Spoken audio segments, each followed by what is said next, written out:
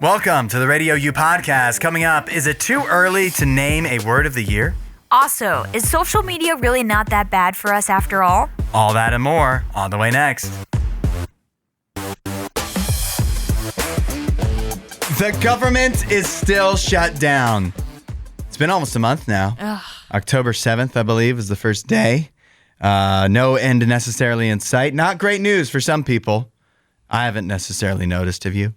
I mean, I've noticed, but it's more because of like social media and the news. Like our lives, you and I haven't changed. Yeah. But I know there are people that are affected by it, so it's unfortunate. It has been good news for at least one man. Okay. Not just neutral, good news. 8772 Radio U. Isaac Stein.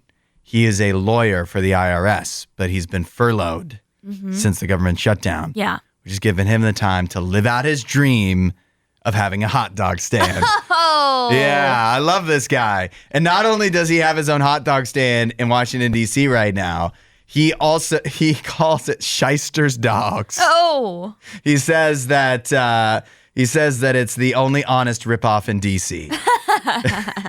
It is a ripoff. This is crazy. A hot dog and drink is $10. Oh my goodness. From a hot dog stand on the street. That's wild. He's got to be making more money doing this than he ever did for the government, because that is crazy. $10 a dog. I feel like an IRS lawyer is going to make a lot of money. But yeah, that's an expensive hot dog. Yeah. He says that when he was a child, while his friends enjoyed playing baseball more, he always liked running the concession stand, which I totally get. I don't know if you'd ever had this in Little League, but like the kids would run. A lot of times they'd at least have kids chip in with running the concession stand. Mm-hmm. And that was fun. That was fun to be able to be back there and take everybody's orders and whatever. So I totally get it. Plus hot dogs. So this guy's found a good way to use his time to make the most of it. Here's my question. What are the odds that he just stays a hot dog stand owner? Again, I don't know how much more he's making by doing this compared to, as an IRS lawyer. Lawyers make a lot of money, especially I feel like if they're working for the IRS. Yeah, but when is enough? Well, how many yachts does he need to ski behind? I doubt he has any yachts, but I just feel like he's probably not making enough to continue doing the hot dog stand Don't you think to make it sustainable. Don't you think he's happier doing this, though? He does look happier, but I wish it would happen under happier circumstances because the circumstances absolutely suck. So, but I'm glad he's been able to find a dream-fulfilling moment out of this. He's making the most of it. Yeah. And yeah, the real test will be whenever the government opens back up, whenever that eventually happens. Hopefully. Will this guy remain on the streets selling hot dogs instead of going back to lawyering? He did say that he started getting, because you need permits and stuff for this, of course, that he started working on that at least a month before the government shutdown. Okay. So maybe he's been knowing planning? that it was a chance of it happening, but at the same time thinking, I've got to live out my dream sometime. I've got to get this hot dog business going, and he finally did it. With most of Washington, D.C.'s employees not getting paid right now, I'm shocked many of them can afford these hot dogs. Yeah, it seems like there's probably not as many people on the streets walking around because they got nowhere to go. You would think. Or maybe they are walking around more because they just have free time.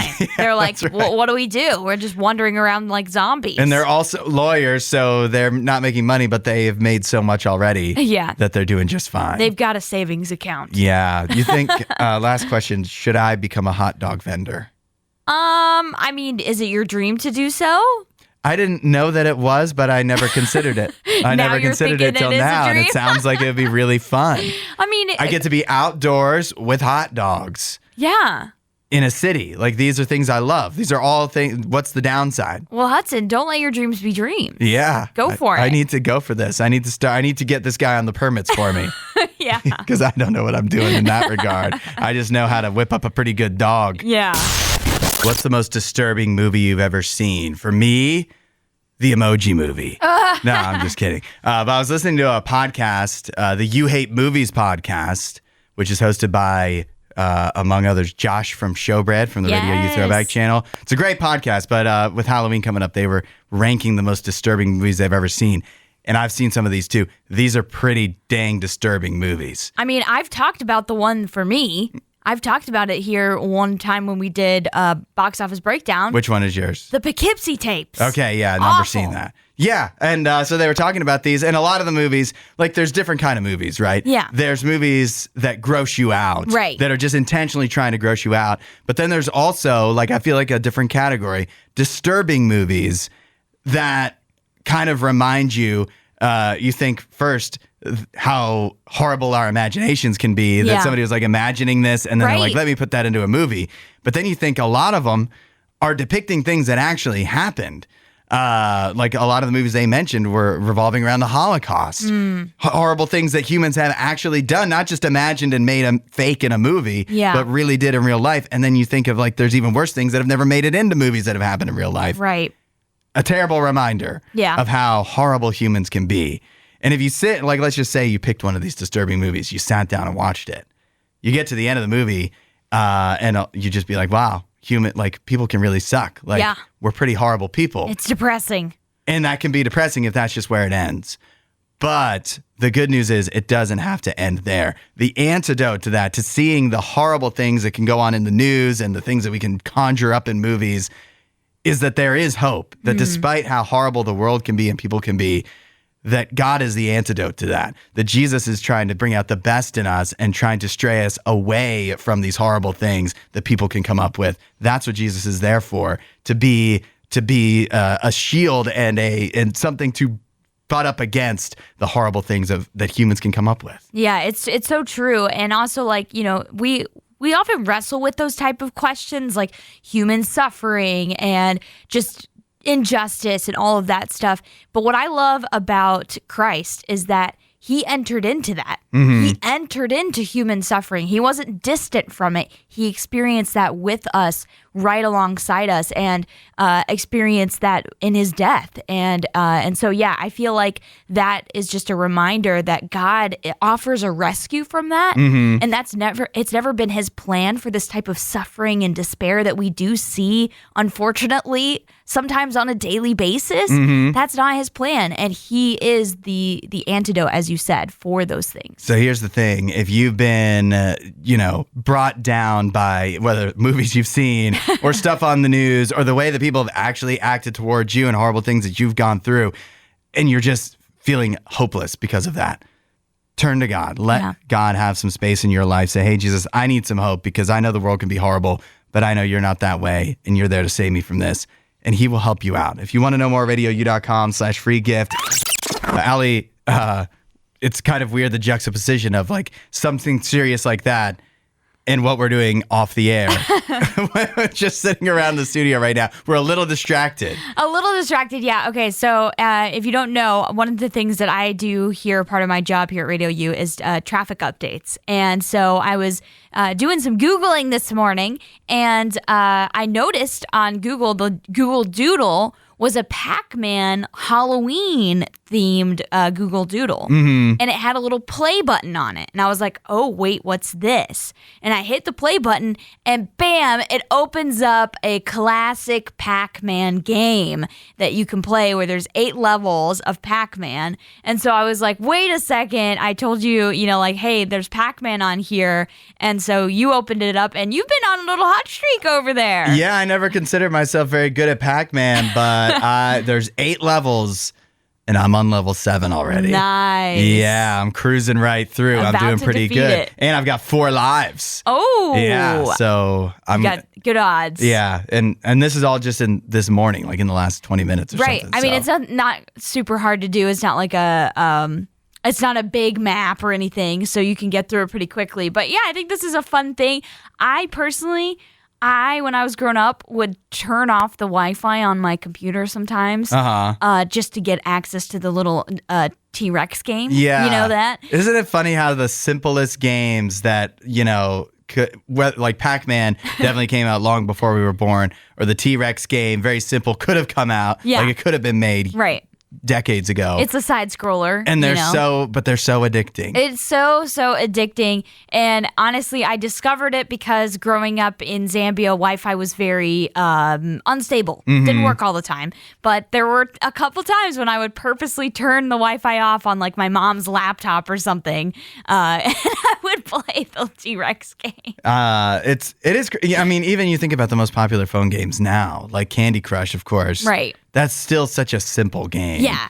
That could have been just as easily popular in the 80s on a Atari system as it is now on a phone. There's just something about the simpler the game, the more easy it just is for anybody to hop in. You know what? It's funny that this came up because I found a version of Dr. Mario on my that you can just play on your phone. Really? And so I've been doing that. And that is actually, also just like a great time waster. The game I'm addicted to right now on my phone, which I've never really been a phone game player, but it's called Royal Kingdom, and it's the only one I've found that doesn't have ads. Oh, yeah. And so I'm like, I'm in. Yeah. All of the other ones have ads, so if it doesn't have ads, I'm in. That is a quick way to ruin an experience. Oh yeah, is just you have to watch this ad before you play the next level, and it's like, no thanks. I guess I'm not playing the next level. Immediately delete. Jim Morrison just did something no one has ever done before. 8772 Radio U, and I'm not talking about the guy from the Doors. This is a mountaineer who not only climbed Mount Everest, but he's been the first person to successfully ski down the North Face, the Hillary Step. He did it. Yeah. That is actually impressive to me. It's super, super impressive. I feel like this has been attempted before, has not gone well. Like, I mean, somebody died. Yeah. So, it's something where, this is incredibly dangerous to even think about doing something like this. So the idea that a human being can do this is it's shocking. Yeah, it is. And we've talked about Mount Everest before and the fact that like so many people climb it now and it's so expensive. To me, just like the average or not the average person, but just like anybody that decides to climb it, I'm kind of like, why at this point? Like, what are you actually proving? But to do something that's never been done before, still crazy, but at least I get the point of that. Yeah. You're making your mark as doing something that this feat has never been accomplished. And that is impressive. That's worth celebrating, I think. Yeah, and what's even more cool about this is the documentary filmmaker Jimmy Chin joined him for this expedition and filmed all of it. And so it's going to be in a documentary. Nice. So eventually we'll be able to see Jim Morrison's ski down Mount Everest. What could the documentary tell us that will be interesting? I mean, it'll be video of this happening. Yeah, but I don't need a whole movie. You know what I mean? I think they are going to also pay tribute. So Jim Morrison had a partner, weirdly enough, her name was Hillary, and she actually ended up they were skiing down the 8th tallest mountain in the world, and she fell off of it. And I don't know if she was ever recovered, but obviously she passed away. And so he actually, in this expedition of skiing down Mount Everest, which has always been a goal of his, he spread her ashes. And so I think it's in part obviously this huge historic feat, but also in memory and to honor her as well. And him, not giving up. Yeah. Even after that tragic moment, which honestly, like that kind of does seem like a time where you would give up. So I mean, yeah. So it's incredibly awesome to see that he did not give up. And again, yesterday we talked about how cool it is to see human resilience. I think this is an example of that. Now, I know both of us have said like we would never personally go on Mount Everest, but I do still think doing something like this, even though in my mind I'm like, this is crazy. Yeah. When someone is able to accomplish it and come out on the other side still alive, I have to be impressed because it is impressive. It is, but is it worth it? I don't know if it's not worth it for me, But I can't not look at something like this, like climbing and summiting Mount Everest and seeing that amazing view, and somebody comes back down and has that experience. I can't say that I'm not impressed, because I am. Yeah. It's an impressive thing. It's impressive because it's difficult, but like I said, I don't know if it's worth it. Former NFL player and current NFL analyst Mark Schlereth has a wild travel habit.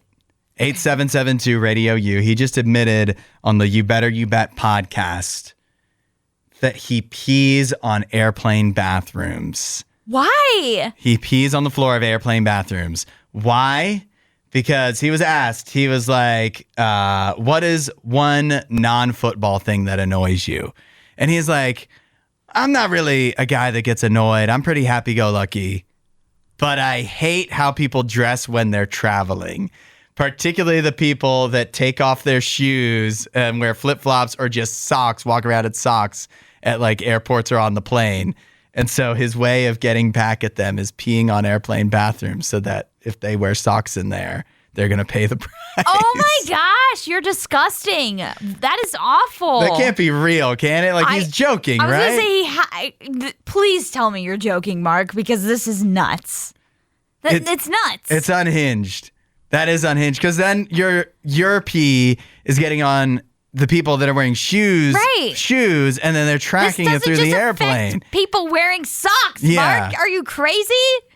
Like, and also now you're just making a job so much harder for people that have to go in and clean those awful airport bathrooms. Mm-hmm. And you're just making their job even worse, because now they have to clean up your pee off the floor. He does games like every weekend. He's traveling every weekend. Oh, this is gross. So many plane bathrooms he must have peed on. Oh, my goodness. This is so gross. So is it airplane bathrooms or airport bathrooms? That's what I'm trying to understand. Because if it's airplane bathrooms, that's even worse. He said airplane bathrooms. Oh, my goodness. I mean, airport bathrooms are always a disaster. They're always a mess. Yeah. Although I will say, recently going to the Atlanta airport, I was pretty impressed. They had certain bathrooms that had been recently renovated, and they kept those quite clean. But airplane bathrooms are rough, and I think it's mainly rough because it's so small and everybody has to go really use the same one. Mm-hmm. And so why are you doing this, Mark? You're just making it bad for everybody. He said, nobody wants to see your feet in flip-flops on a plane. Not one person. Nobody wants to see you in a tank top with your armpits hanging out. Nobody wants to. He says, have some couth about you, dress appropriately, put on a pair of shoes. What's more uncouth than being on an airplane bathroom floor? How can you judge anyone if you're going to freaking pee on the floor, Mark? How?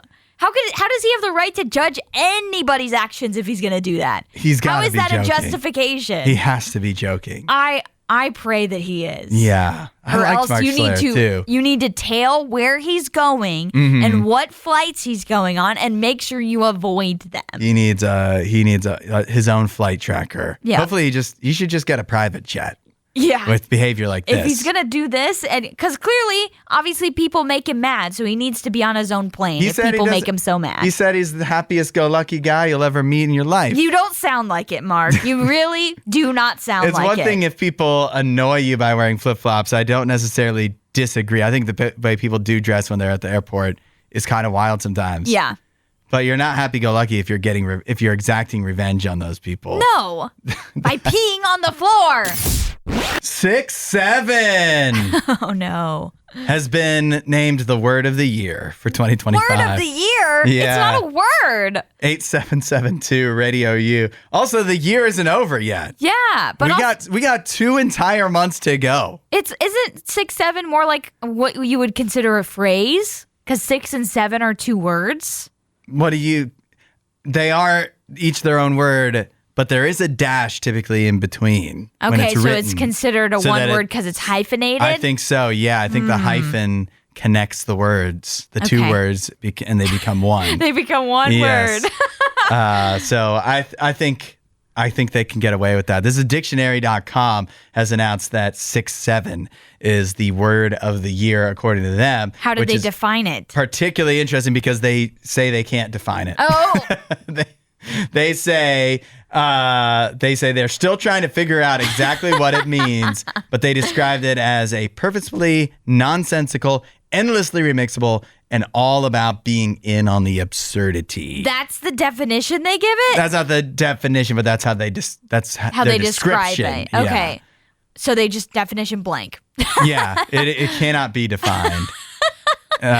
First of all, do you agree that on October 30th, we can crown 6-7 the word of the year? No, I don't agree. And I personally, even if it has the hyphen in it, I don't think I would even put it as word of the year because I view it more as like a phrase, like a statement, like 6-7, like, I don't know. There's something about it that's not like word of the year material in my mind.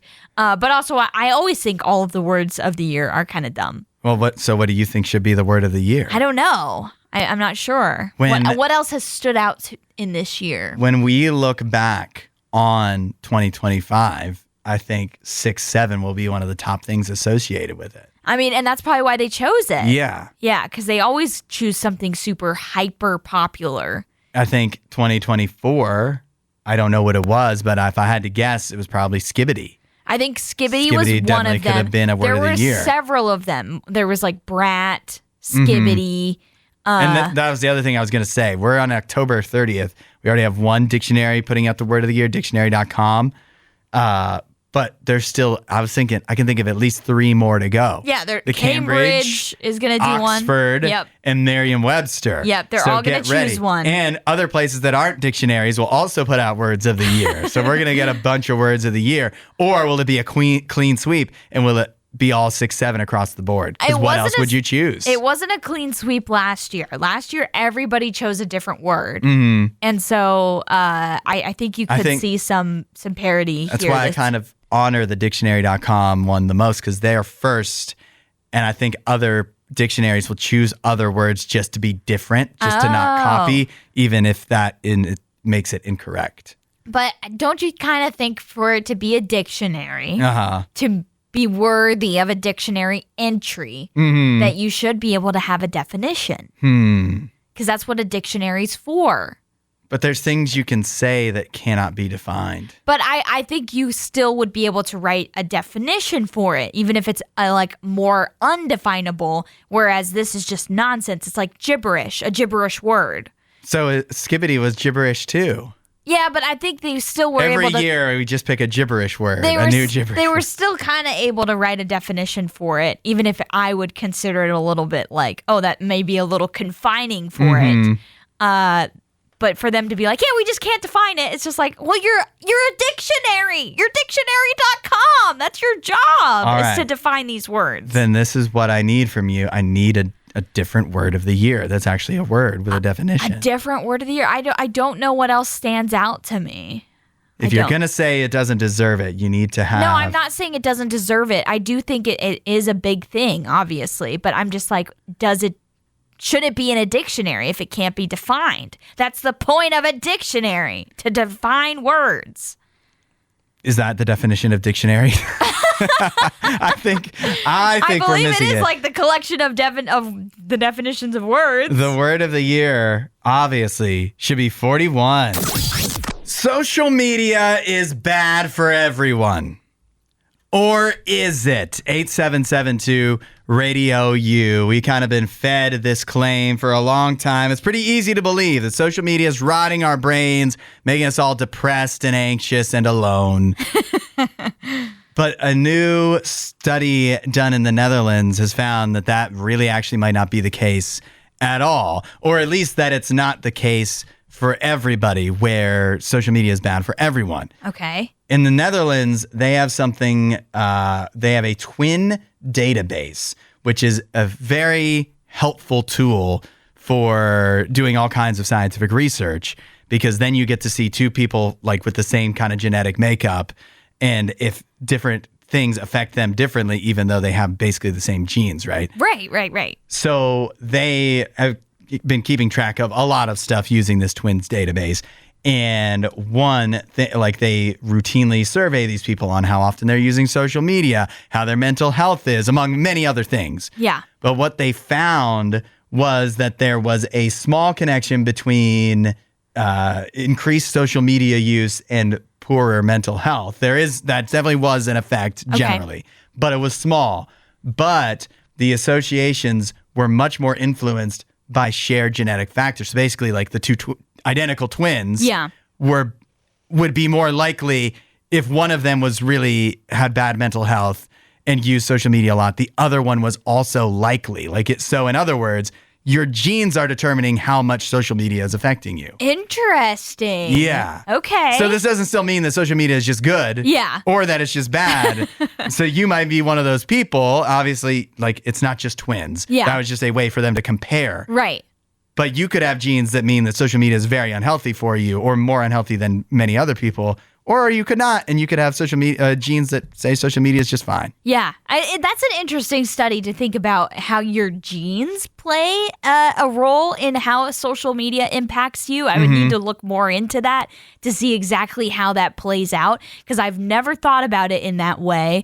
But I think what I usually point to when I think of how social media impacts us negatively is more how it changes the chemistry of our brains. And that's bared out in different statistics where it's like the dopamine rush you get, the dopamine hit and serotonin and all of those things from just having this thing you can scroll immediately to the next thing. As soon as you are bored of something, you can scroll on. How that affects the chemistry of our brains and how we're seeing it bear out in other ways is pretty not good. It's ruining as we've pointed out, it's ruining our attention spans and all of those things.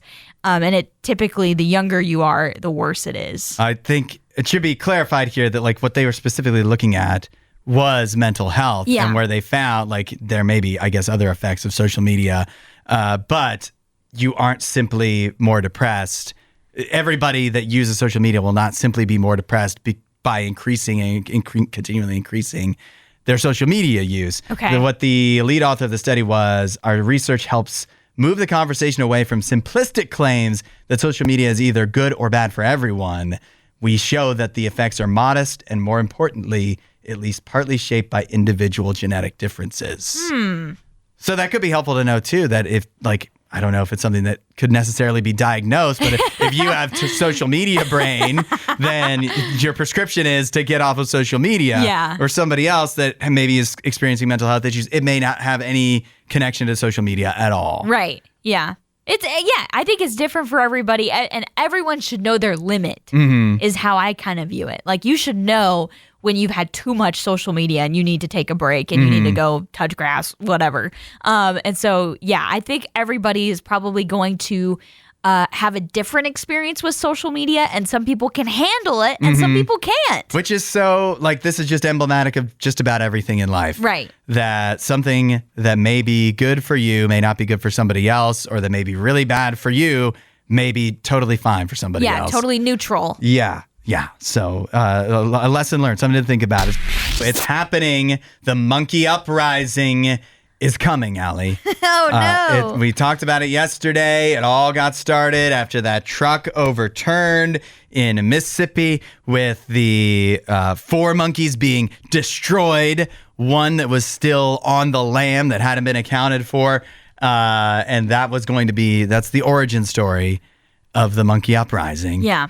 And then chapter 2 took place in Spirit Halloween in Texas yesterday. Oh, man. I was kind of hoping this was the missing monkey. No, this is a different monkey. Okay. But this monkey had enough. This is a monkey at Spirit Halloween that was loose at the Spirit Halloween in Plano, Texas for more than 30 minutes. And it looks like it was having a grand old time, swinging from the rafters and the poles. He was just partying in Spirit Halloween. I mean, it's a place to party, right? Yeah. Well, unless there are some scary decorations in there. I don't like those the decorations that pop out at you. No. Like a life-size Jack-in-the-Box. Right. And they look like a scary witch. Right. I hate that. I guess I haven't actually been into a Spirit Halloween, so I really don't know if it is a party in there or not. There's nowhere safe to step in Spirit Halloween. You never know when something could pop out at you or start laughing and cackling at you. So it's kind of like a haunted house.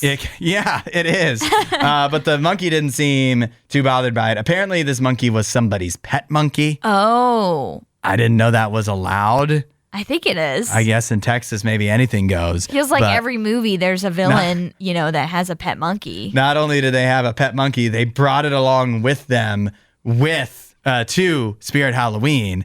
But then the problem was it actually was spooked by one of the animatronic decorations in there. Oh, no. Fled from its owner. And then they spent the next over 30 minutes trying to corral this monkey. Right. Who brings their pet monkey to Spirit Halloween? I know. What kind of...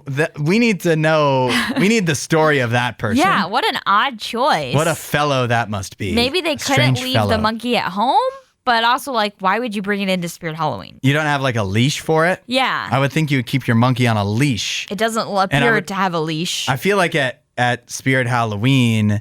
is a store where you could bring your monkey because it would just blend right in. People would probably think that's a weird Halloween decoration, but okay. But if you tried to bring it to Home Depot, they might say, no, you can't take that here. Yeah. That's fair. You might see some other wild things too. I'm watching the video of the monkey. The monkey's wearing a diaper. A flight suit. Yep. If it was a bird. Yep. I think with monkeys, you have to do the diaper. Yeah. I mean, if it's a pet and you're taking it out in public, 100% you would have to. Definitely better safe than sorry. Yeah. Even if you think that monkey is really well trained. It says that a police officer responded to the store near the end of the monkey's time on the loose.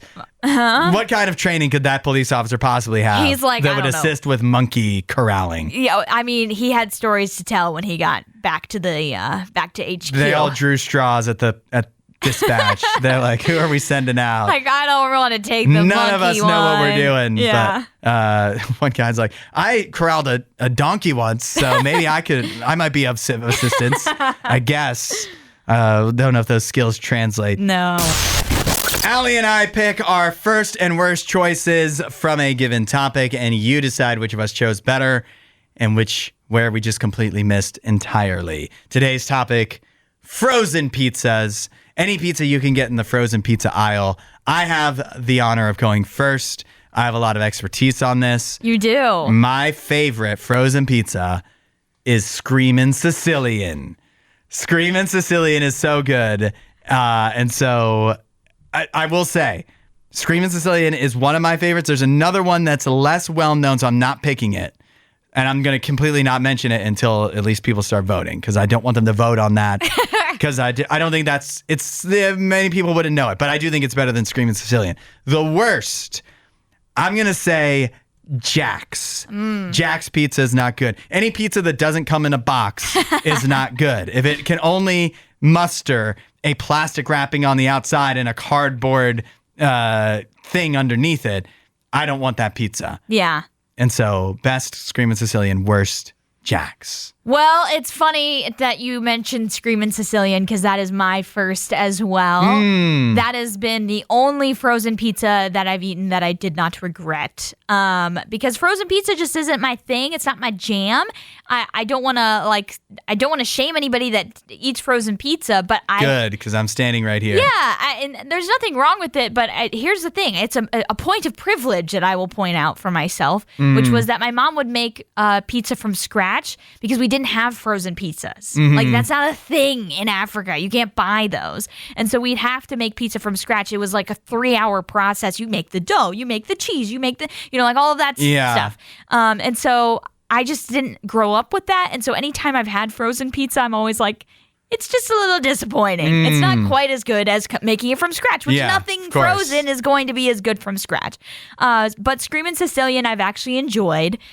For worst, I was really struggling to find what brand this was. I couldn't remember, but I just knew I didn't like the taste of it. And that was, there's a frozen pizza I've had before that had cubed pepperoni, because I like pepperoni pizza a lot, but the cubed pepperoni to me tastes a little off. I don't know if you've ever experienced that too. I don't know. It's not the same as the regular pepperoni. Like the spicing is different. It also feels like there's no legitimate pizza that uses cubed pepperoni. Yeah. That's the cheap way out. Yeah. I think. I couldn't remember what brand this was, and so I was telling you about it, and you found Totino's. Yeah. But I don't even know if I've had Totino's. I'm pretty sure that's what it that would be the common one that has the cubed pepperoni. Okay. Well, I'm sorry guys. I'm letting you down right now for just this. say Totino's. For this first tourist, it's Totino's maybe?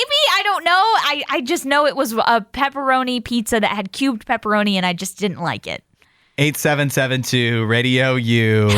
You're really just voting on which of us picked a better worst. Fine. I'll just say what my other. Yeah, tell me what I want to know. It's Home Run Inn. Oh, I've never heard of that. So if you've ever had Home Run Inn, is that better? Do you agree that it's great? If somebody, maybe I'll lose because somebody had Home Run Inn and they think it sucks. I have heard also, just to name another one that might be not as well known, that the Costco branded frozen pizza is really good. And somebody sent it to me. My cousin Kathy sent a picture. I'll have to look up what it is in our next Kirkland. break.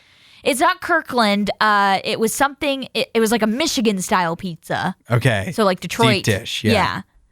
8772 Radio U. Fine, we're switching on the fly. Home Run Inn for best. Oh, you're going with the Home Run Inn? I'll just go with Home Run Inn, so it's going to be different. No, because Home Run Inn I do like better. It's just I didn't think people would know it. Okay. Home Run Inn for best frozen pizza. Jack's for worst. Allie, your picks. I'm going with Screamin' Sicilian for first and apparently Totino's for worst. 8772 Radio U. Let us know who chose better and which picks we missed for the best and worst frozen pizza. We'll see what people are saying. We are doing first to worst. Allie and I picking our first and worst frozen pizza brands. And you can chime in with your thoughts on who picked better and which picks we missed at 8772 Radio U. I had the first pick. I said I eventually switched to Home Run Inn for my best frozen pizza, and worst is Jack's. Allie, your picks. I went with Screamin' Sicilian for first, and I went with Totino's for worst. Mark wanted to chime in. He says, Better Goods Pizza is amazing. He says that it has fresh ingredients from Italy. Relatively new at Walmart. Definitely need to give them a try. Interesting. I think Mark works for Better Goods Pizza. Oh, yeah, he's giving us the full rundown. He really is selling it, but I'm intrigued. I will say that does sound intriguing, but also I don't know if you actually can use the word fresh if it's frozen. Good point. So maybe he doesn't work for them. He's just a layman. I was going to say, they might be more fresh than like another type of frozen pizza. But I think when something's frozen, it can't be considered fresh. A lot of things are fresh before you freeze them. We heard from Lindsay. She says, I'm with Allie, and she is thinking of the Kroger brand Take and Bake Pizza. Yeah, that's what I was thinking. I didn't remember the Totino's brand or like the logo from Totino's. Yeah. So I thought it was like a generic Kroger pizza that you would take and bake, and there was something with like the pepperoni that was a little off. Susanna says, my frozen pizza knowledge is limited, but voting for Hudson because I prefer cubed pepperoni. Wow. Coming for me, Susanna. But also, I don't know if you haven't had this type of frozen pizza, if you actually know what this cubed pepperoni tastes like. Like it was like metallic-y. Like something was wrong with it. I'm not going to completely trash all cubed pepperoni, but I don't think all of it would be bad. I do believe that I've never seen it on like a legitimate, like any pizza costs more than $5 would have sliced pepperoni. Yeah, they're going to have regular sliced pepperoni. But maybe Susanna's eating different kinds of pizza altogether. We don't even know about. Maybe. We heard from Regina. She says she's never had any of the ones that we did, but she says they usually don't splurge on frozen pizza. She's like, might as well eat out at a certain point. But Totino's, she agrees, is definitely the worst. Gotcha. Jesse says, I've never had Jack's, but agree with Hudson on Home Run Inn. Okay. Also, Lido's has frozen pizza now. Hudson should know what Lido's is. It's good. I do know, Jesse, what Lido's is. Lido's is a pizza chain in Maryland. Oh. And when I tell you, it is, without a doubt, the best pizza chain I've ever been to. Really? And every time I go back to Maryland, that is the thing that I must get is a Lido's pizza. Nice. The closest one is like 3 hours from here, and sometimes I'm like, it's worth the drive to just drive 3 hours and get that Lido's pizza. Eventually, we're just gonna have to do like for first to worst, our favorite pizza brands. Yeah, probably. We heard from Theo this morning. He said California Pizza Kitchen cauliflower crust frozen pizza is the best, according to Theo. But he agrees with you that Jack's is the worst, and you just dinged him, and he's voting for you. I dinged that Jack's is the worst. I was going to say California Pizza Kitchen frozen pizza is a blind spot because I don't even like California Pizza Kitchen real pizza. So I've never bought their frozen pizza because I'm like, it's not going to be better than... Never even heard of them. Yeah. It's usually in like malls and stuff. Oh, okay. And I hate it. I really hate it.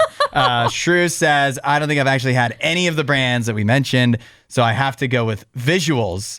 Visually, he agrees with me on Jack's being worse since it just looks like it would be a bad quality pizza. Yeah. I mean, the Totino's looks pretty bad, I have to say. It does. Even from the promotional photos. We heard from Cousin Corey. He said Home Run Inn pizza was a letdown for him, but I can't side with someone who doesn't eat frozen pizza. Yeah. Thank you, Corey. Thank you for that vote. Phil says Totino's is my favorite. I have to go with Hudson. Wow. Oh, sorry to trash Totino's, Phil. Honestly, now, from the clarification from Lindsay, I don't think I actually was a Totino's pizza. Would your vote change, Phil, if she changed her worst to Kroger? Well, I'm not gonna make people change their votes, but I just, again, it's my lack of expertise in this area. I wasn't sure what pizza brand it was. Apparently it was Kroger. We heard from Nicole. She says, I don't know who wins today because I agree with both of your first and worst. I also have recently been a big fan of Freschetta's brick oven pizza. Freschetta's is a good, mid, affordable, so not too fancy, but also not going to be the best. But if you just want a halfway decent pizza, Freschetta is good to me. Tell me, guys, if you agree with this. We need Hudson's tier ranking.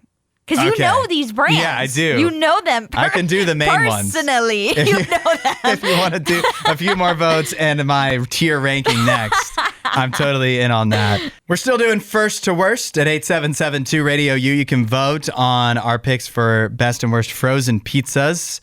I have Home Run Inn. I eventually landed on as my first and worst. I chose Jack's Alley. I went with Screamin' Sicilian for first, and I went with Totino's for worst. I don't know what you're doing to actually say. It's complicated. Yeah, just any pizza with cubed pepperoni. Pretty much. We'll get to a few more votes. Jordan says Screaming for the win. All Screaming right. Sicilian.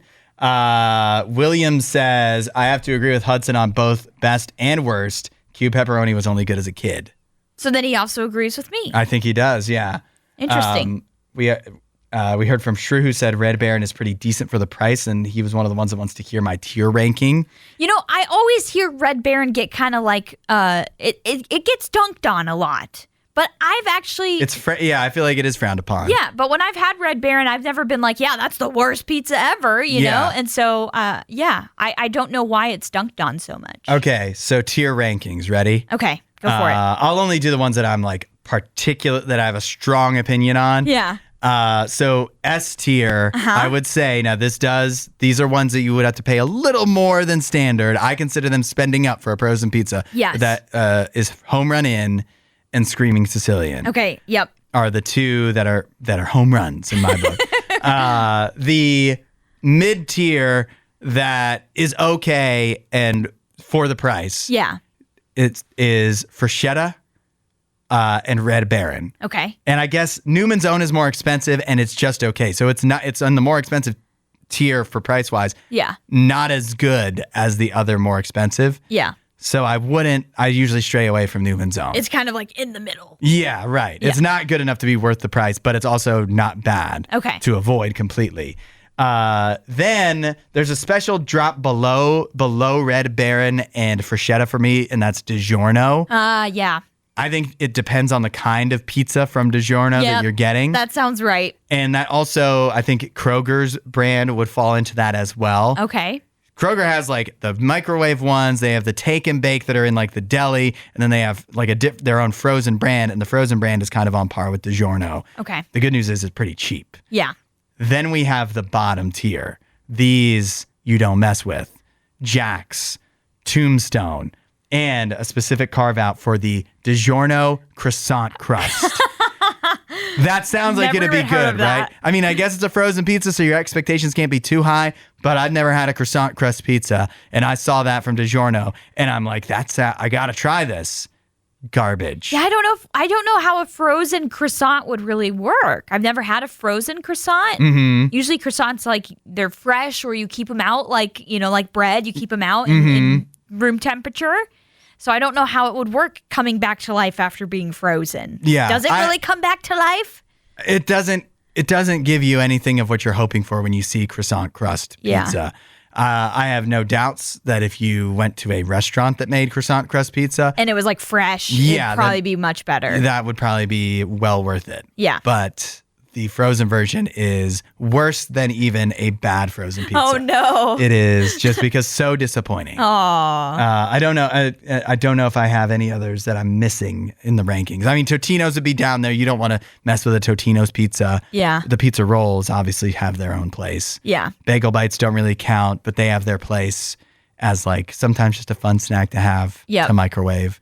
I like some of the French bread pizzas that you can microwave too. Yeah, I was going to say I've had that from like Meyer. You can get the French bread or like the flatbread pizzas, and those are pretty good. But for me, what I usually do if I'm going to make a pizza at home is I buy like the crust from Kroger. Like you can buy the crust and then you buy the ingredients and you put it on top. It's a few extra steps, but to me, you're getting a better product at the end of it. Yeah. It's not like going full from scratch like what I talked about, but that's usually what I do. So I know. I'm sorry for everybody that loves frozen pizza. Yeah. It's just not. It's not really my thing. Well, we should share Susanna's advice to you, which is because if you're just one person with a frozen pizza, you don't want to eat the whole thing. She suggested with frozen pizza, you can very easily just cut it, put the part you want to eat in the oven, put the other part back in the freezer. I mean, that is great advice. That's a great way to make that work. If I was single, that really would have changed my life doing that. I wouldn't have felt the necessity to eat an entire pizza by myself. It's time we bring back doors. Who's with me? Did they go somewhere? 8772 Radio U. Have you been in a hotel in the last 5 years? Oh, I was like, maybe they're talking about The Doors, as in the band. Yeah. Which I'm like, they're gone. Dead. Yeah. Sorry. That's long gone. No, a woman named Sadie has kind of started this movement. She's called the Bring Back Doors movement. And we're talking about bathroom doors at hotels. What happened? Why is it like this? Okay. If you go, this is what she says, and I identify with this so much. If you go to a hotel, glass doors are not private. Making them foggy does not make them private. Yep. You go to hotels, they, on the bathroom, will have either glass doors that are fogged, but not like still you can see the silhouette. You can still see shapes, yeah. Yeah. Or doors that don't lock as well, which I guess is maybe a little less of an issue. Yeah. But I don't know why they made this, why this has become how hotels are, because I've had numerous experiences where I've been very let down by the bathroom experience. Now, it's one thing when it's me and Mrs. Hudson. Yeah. But you don't always stay with people that are that closely related to you. No. When my best friend got married, I was his best man. We had a shared hotel room. Oh. It was really uncomfortable because the bathroom door was fogged. But you knew what knew whether they were on the toilet or in the shower or what they were doing and what position they were in. It was very uncomfortable. Oh my gosh. Okay, yeah. Or I've also stayed in hotel rooms with my mother-in-law. Yet again, really uncomfortable. No. Why can't we just have a real door? Why is that such a big issue? Yeah. I agree. And I will say, I've noticed this is only a trend with hotels that are newer or recently renovated. Yep, if you 100%. go stay at an older hotel, they'll still have the solid wood door. That's incredibly heavy. Yeah, incredibly heavy, and they have a lock on it and all of that. But I'll take it. Yeah, it's much, much better. And I will say there are still some newer, nicer hotels that still do have the solid wood door. But there are a few that I'm like, what are they doing? I remember being at a conference, and there was 4 of us staying in the same room, 4 women who were all staying in the same room, and they had the bathroom door that was just fogged, and it was also a slider door, so it did not really lock very well. Yes, this is what I had. Yeah. Yes, multiple times I've had this. And on top of all of that, the bathroom was like right across from the beds. So your beds faced the bathroom. Yes. Why are we making it like that's the just toilet so dumb. Directly faced the door. Yes. So it's just like Why? It's so stupid. stupid. Like this is a hotel room with 2 double beds, like 2 queen beds. Like why was this ever made? The claims are, the excuse is that transparent or frosted glass makes the room seem bigger. Fewer barriers make rooms feel larger. But if the rooms we're talking about are the same, they were small. And the bathroom itself was, in the most recent one I stayed in, the bathroom itself was enclosed, but it had a sliding fogged door right in front of, facing the bed. Yeah. That doesn't make the room feel bigger. No, that made it feel really tiny. Yeah. It was a really tiny room for 4 people to stay in, and it made it even more awkward. And the sliding doors, I feel like, are so much easier to slam your fingers in. Yeah, and also just to be like, to get it to the point where it slides way far back, and now you can't actually get it out of the little the pocket it's in. You're like, uh-oh, what do I do now? Well, bringbackdoors.com is this woman's, I'm assuming you can like sign a petition and everything. Right. Apparently, it sounds like hotels are kind of slowly and surely moving away from this. So. But end this madness. Yeah. But it is nice to have this little database. You can just go ahead and check before you even stay somewhere. Oh, I love that. Yeah. I love that. Will I pay extra to avoid it, though, is my question. Maybe. Trey Savage did something in the World Series that has never been done in 121 World Series. Oh, man. The first time in history, Trey Savage for the Blue Jays last night became the first pitcher in World Series history to record 12 strikeouts, 0 walks in a single game. Huge. And he's a 22-year-old rookie. I was going to say he's a rookie. This is an incredible year for Trey Savage. He just made his debut in September. Like, he hasn't even been in like the league that long. Like, he hasn't been in Major League Baseball that long. It's been just a couple of months, and yet he's in the World Series, Game 5 against the defending World Series champions, and fans 12 of them. Yeah. He also set a rookie record for most strikeouts in a single World Series game. I was thinking about this, Allie. He's not the first rookie these playoffs that we've seen have a really good like stretch run of games. Yeah. He's put together a couple of great performances He now. has. And I was wondering, like, who was the guy for Cam Schlittler for the Yankees that shut out the Red Sox?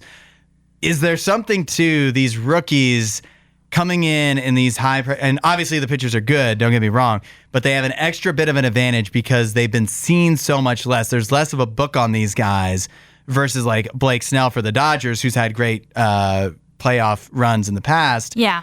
But he's been in the league long enough that People the Blue know Jays him. you have a really good scouting report on him.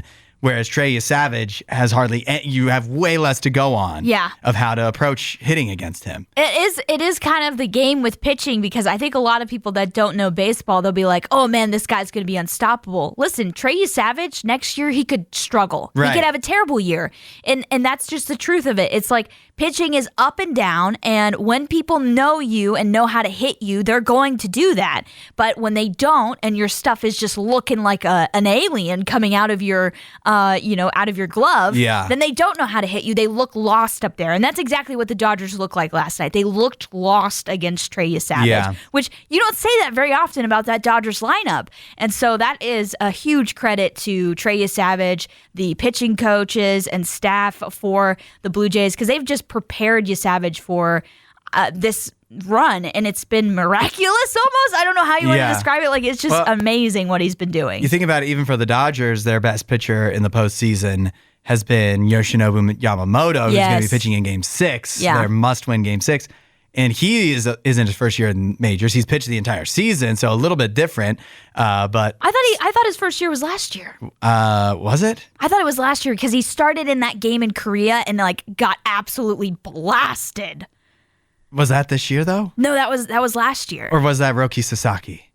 Was it Yasaki? Yeah. The Dodgers have all these guys from Japan. It's hard to keep track of. They're really obsessed with the Japanese players which has worked out well for them. It has. But this is the secret. Yeah. That next year you want to win in the playoffs, call up all your replace your entire pitching staff with rookies. I don't know about see that. how it goes. I don't know about the entire staff because they still have gotten other great performances from other pitchers too. Yeah, Blake Snell did have a really good game in the last series, but against the Blue Jays, he's gotten rocked both times. Well, I mean, the Blue Jays, they've had other good pitching performances from their veterans too. So, but now the Blue Jays, 1 game away, and they've got 2 games at home. Come on, Blue Jays, get it done. My feeling is, and I believed in the Blue Jays this whole time for this series, but I feel like they lose Game 6 and win Game 7. Yeah, I was going to say, I know I mentioned this when we talked about Game 4, but I still feel like this will go 2-7 games, and I couldn't be more excited as a baseball fan. That'd be amazing to see. Yeah. After we already got an 18-inning game. I know. That we couldn't stay up for because it was in the middle of the week. If we get a Game 7, that's Saturday night. Yes. We're staying up all night long for that. Thanks for listening to the RadioU Podcast. Don't forget to rate and review the show.